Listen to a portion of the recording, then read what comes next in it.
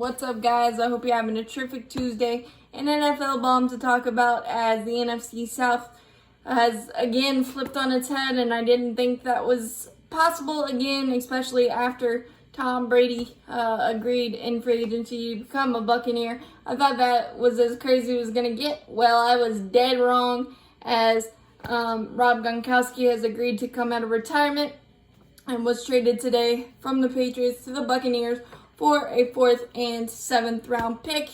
Of Batman and Robin are reunited, and now the Tampa Bay Buccaneer offense has a deadly four-headed monster of Mike Evans, Chris Godwin, wide receivers, Rob Gronkowski, Tom Brady, and O.J. Howard, and Cameron Brate, who are two very capable, steady tight ends. I would assume that O.J. Howard would get traded, or Cameron Brate, for other needs that Tampa has in this coming draft in a couple of days.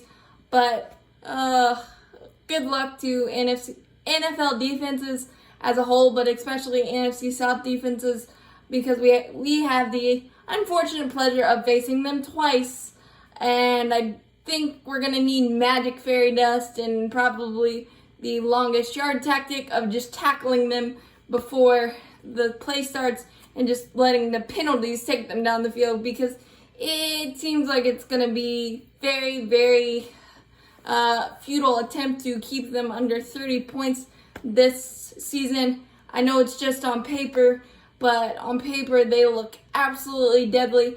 And let's not forget that they have the 14th overall pick, which I would assume they would add a dynamic running back to pair with the battering ram Ronald Jones already in the fold. Maybe DeAndre Swift from Georgia, or Edwards-Helaire from LSU are my two main targets that I thought of.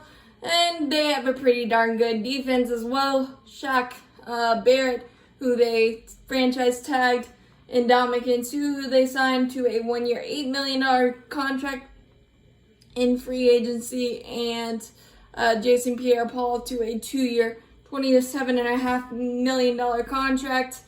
And so they have a dynamic team on both sides now, and it looks pretty futile for all the NFC South teams, to be honest. I mean, we all have three-headed, four-headed monsters, but can the defenses stop Tom Brady and those weapons at all?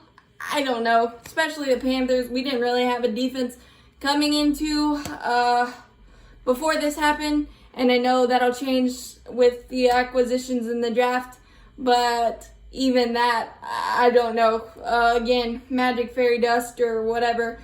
Tampa's going to be a thorn in the side for every single NFL team they face, and I understand that the schedule is going to be difficult with the NFC South as a whole, having to face Patrick Mahomes, Denver, who had a very great offseason as well, the Chargers, who's had a nice offseason, and the Raiders, who are an intriguing team to watch as well, and then the other pieces. So there's going to be some headline matchups, but it's just going to be exciting and sad to watch NFC South defenses get shredded, especially the Panthers, just because we're young and we're changing.